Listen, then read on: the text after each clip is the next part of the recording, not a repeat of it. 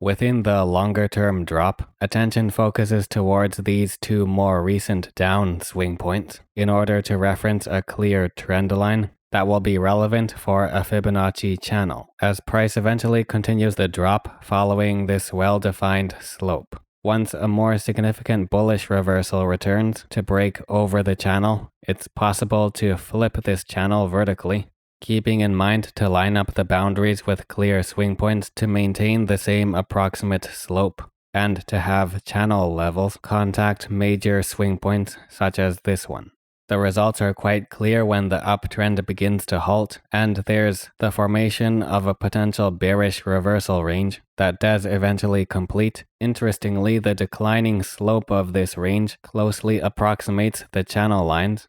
Now we can reference this structure as price begins to fall once again, and use the channel line similar to regular Fibonacci extension levels that can also take advantage of the clear start and end of the previous uptrend to reference for a trend-based Fibonacci time zone. Naturally, intersections between these two Fibonacci tools when price falls onto them produces some degree of support, and marks where more resistance can occur for upswings. Realistically, most of these will be minor swing points and continuation areas. However, the intersections can also take place at more significant reversal areas, which in the broader context naturally line up with historically significant price ranges.